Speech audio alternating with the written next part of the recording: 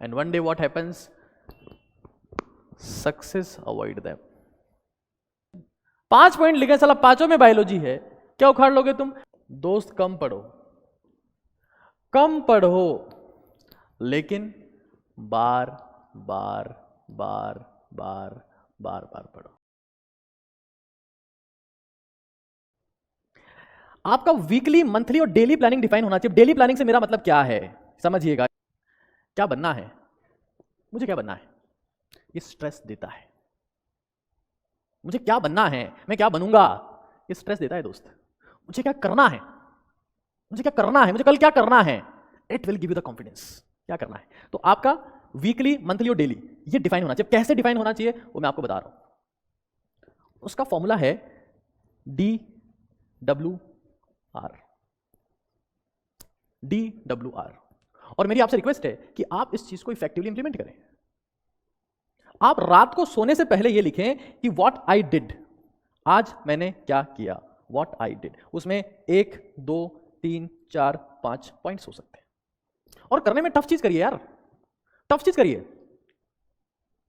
मैं तो देखता हूं बच्चा जब तैयारी स्टार्ट करता है, अभी मेरे साथ में सर बैठे हैं, मैं देखता हूं बच्चा जब तैयारी करना स्टार्ट करता है तो क्या करता है, हर साल वही इजी चीजें पढ़ता है, आसान चीजें पढ़ता है, आसान चीजें पढ़ता है।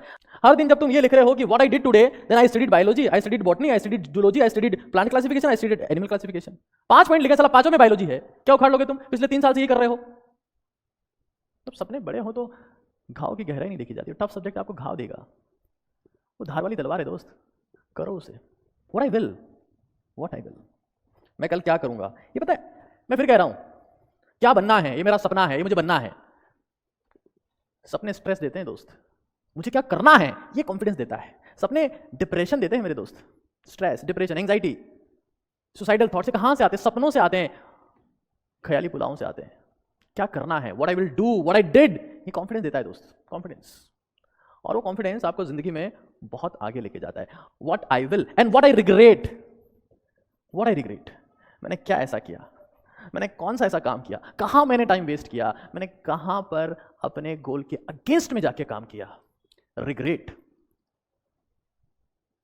अगर हर एक दिन आपका कोई ना कोई रिग्रेट है, हर दिन आपने कोई कर्म कांड कर दिया है, हर दिन आपने कुछ ना कुछ ऐसा किया है कि आपके पास में एंजल प्रिया का मैसेज आया, जो हमारे पड़ोसी सरदार जी थे। ये एग्जाम के बाद में पता चला कि वो एंजल प्रिया सरदार जी थे।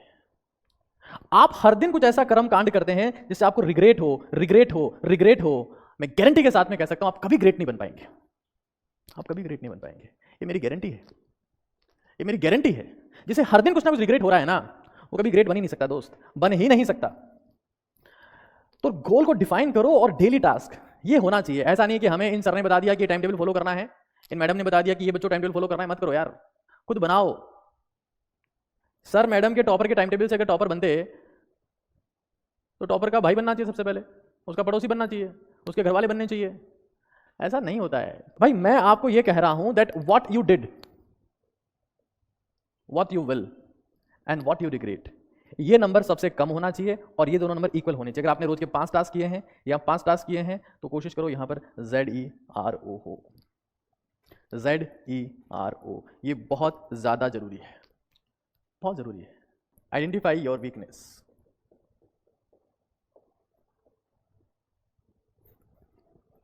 कि आप खुद की स्ट्रेंथ, कि क्या आपकी स्ट्रेंथ है और क्या आपकी वीकनेस है, ये बहुत क्लियरली डिफाइन कर लें। वीकनेस को आइडेंटिफाई करो और किल देम, किल देम। दुनिया में 99% लोग क्या करते हैं, सिर्फ स्ट्रेंथ को देख के खुश होते रहते हैं, मजा आ गए, ये तो हमें आता है, ये तो हम जानते हैं। वीकनेस को देखना ही नहीं चाहते, क्योंकि उसको देखने के लिए बहुत हिम्मत चाहिए, उसको देखना ही नहीं चाहते, दे avoid it. And one day what happens, success avoid them. क्योंकि आप युद्ध जीतेंगे या नहीं जीतेंगे, आपके साथ में क्या होगा, इसमें आपकी स्ट्रेंथ का रोल ही नहीं है। ये सारा खेल इस बात का है कि आपकी वीकनेस जो थी वो आपकी स्ट्रेंथ बनी या नहीं बनी है। ये सारा खेल उस चीज का है, कमजोरियों को छिपाने से नहीं, अपने सामने छाप कर कि तू यहां कमजोर है, लिख लेने से दुनिया में आपका नाम बनता है। उनको छिपाना नहीं है, उनसे डरना नहीं है, उनसे भागना नहीं है, क्या नहीं नहीं ये नहीं, लिखना है, छाती ठोक के लिखना है कि ये मेरी वीकनेस है और उन्हें खत्म कर देना है। वीकनेस को खत्म करने का रास्ता क्या होता है, पता क्या होता है? आपके सिलेबस में अगर मैं PCMB सब की बात कर लेता हूं तो चाहे कोई सा भी चैप्टर हो, चाहे वो 12th क्लास का बच्चा हो या वो ड्रॉपर वाला बच्चा हो, कोई सा भी चैप्टर हो, कोई सा भी चैप्टर हो, तो कोई सा भी चैप्टर ऐसा नहीं है जिसको आप अगर एक पूरा दिन दें तो वो चैप्टर कंप्लीट नहीं होगा, ऐसा इंपॉसिबल है। तो give a complete day, give a complete day, devote A complete day, better word होगा डिवोट ए कंप्लीट डे। कोई सा भी एक चैप्टर ऐसा है जो आपको लगता है कि यार ये मेरी वीकनेस है, ये मेरी वीकनेस है, तो पूरी शिद्दत के साथ में टूट पड़ो उस पर। भागते रहोगे, डरते रहोगे, इग्नोर करते रहोगे, तो एक दिन जिस एग्जाम की आप तैयारी कर रहे हो ना, वो भी आपको इग्नोर कर देगा। फिर आप फ्रस्ट्रेट रहोगे कि सर हमारा कुछ नहीं हुआ, सर हमें वापस से तैयारी करनी है। अपनी वीकनेस को किल करने का सबसे जबरदस्त कॉन्सेप्ट जो मैंने आपको बताया, single day devotion, single day devotion concept, single day devotion. आप इसको बोल सकते हो SDD, SDD, single day devotion, single day devotion. एक पूरा दिन उस वीक चैप्टर में ठोक दो, लगा दो, उसके बाद में ऐसा हो ही नहीं सकता कि यार वो चैप्टर आपकी वीकनेस रहे, इंपॉसिबल है यार। इस तरीके से दिन में 24 घंटे होते हैं, इस तरीके से आप 8 घंटे सो के भी 24 घंटे की पढ़ाई कर सकते हो। मतलब 16 घंटे आप कॉन्शियस रहोगे, जागते रहोगे, फिर भी आप 24 घंटे की पढ़ाई कर सकते हो। देखो एक बार, ये टेक्निक है, इसका नाम होता है RSRM। इसका मतलब क्या होता है RSRM? ये बहुत इफेक्टिव तरीका है। मतलब इससे आप क्या कर सकते हैं, इससे आप 24 आवर्स पढ़ सकते हैं, 24 आवर्स स्टडी। और मैं तो कहता हूं आप एक दिन में 100 घंटे की पढ़ाई कर सकते हैं। That is what it is, read, it is read, summarise, then revise, और फिर आता है एक अल्ट्रा वीपन, एक वीपन जो सब कुछ चेंज कर सकता है, that is the memorization. Hindi में इसको बोलते हैं मनन। This is known as manan, this is known as manan. मैं हमेशा ये बात कहता हूं, मैं आज फिर कह रहा हूं कि स्टूडेंट वो नहीं होता जो किताब खोल के पढ़ता है, स्टूडेंट वो होता है, वो तब भी पढ़ता है जब उसके आसपास कोई किताब नहीं होती है।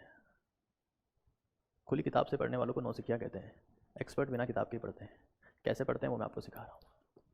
रीड, टीचर ने आपको पढ़ाया। रीडिंग का मतलब बोल सकते हो कि आपने लेक्चर अटेंड किया, फॉर एग्जांपल कि आपने लेक्चर ले लिया, मास्टर जी ने आपको पढ़ाया और आपने शिद्दत से, विनम्रता के साथ में लेक्चर लिया, बिना कोई माथा फोड़ी के, शिद्दत के साथ में।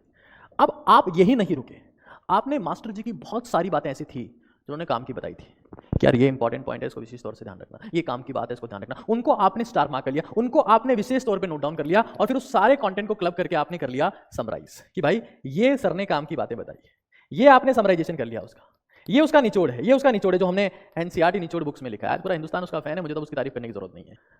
समराइज, उस कंटेंट को बिल्कुल समरी में कन्वर्ट करो, समरी नोट्स बनाओ, समराइजेशन करो उसका। फिर जो समराइज कर लिया, आपका समरी कंटेंट तैयार है, उसको रिवाइज करो। रिवाइज करने का मतलब है याद करना। जब रिवाइज करोगे तो आपको याद हो जाएगा, और अब याद करने के बाद आपको कंटेंट याद हो गया, तो एक सबसे पावरफुल स्टेप की बारी आती है, और उस सबसे पावरफुल स्टेप का नाम है मेमोराइजेशन। जब आप वॉक कर रहे हो, आप खाना खा रहे हो, आप नहा रहे हो, आप कोचिंग के लिए जा रहे हो, आ रहे हो, सोने गए हो, सोने का मन नहीं हो रहा है, बेड पर लेटे हो, उस वक्त ये सारे काम करने होते हैं। तो summarisation of the content is the ultra powerful weapon. Ultimately आपको यहां पर आना है। एक और फॉर्मूला है, पूरे फोकस से देखिएगा। ये क्या है? ये है RLRM, read less, read more, your rank is directly proportional to revision and inverse to resources. दोस्त कम पढ़ो, लेकिन बार बार बार बार बार बार पढ़ो। आपको समझना पड़ेगा कि आपका रैंक जो भी आएगा, आपका रिजल्ट जो भी आएगा, आपके जितने मार्क्स आएंगे, ये रिसोर्सेज को कम करने से आएंगे। इसको आपको कम करना है, रिसोर्सेज को कम करना है, और रिवीजन को मैक्सिमाइज करना है। अब मुझे कोई बता सकता है, मैंने इतने कॉन्सेप्ट समझा दिए, क्या रिवीजन का मैक्सिमाइजेशन बिना समरी के पॉसिबल है क्या आप 150 पेज में लिखा हुआ चैप्टर 10 बार रिवाइज कर सकते हो क्या साल भर में? लोगों को ये तो पता नहीं चलता, वो लाइब्रेरियन बन जाते हैं। वो एक एस्पिरेंट थे, एक अच्छे एस्पिरेंट थे, बोल सकते हैं सीरियस एस्पिरेंट थे, लेकिन वो लाइब्रेरियन बन गए। ये भी कर लेते हैं, ये भी कर लेते हैं, ये भी कर लेते हैं। मत करो भाई, अभी 6 महीने बच रहे हैं, मेरे हिसाब से 6 महीने बच रहे हैं। और 6 महीनों में अगर तुम्हारा यही क्लियर नहीं है कि मैं तैयारी कौन सी किताब से करने वाला हूं, क्या करोगे यार तुम? करोगे क्या? डिफाइंड ही नहीं है कि मुझे पढ़ना क्या है, पढ़ना किससे है, यही क्लियर नहीं है तो क्या खाक पढ़ोगे?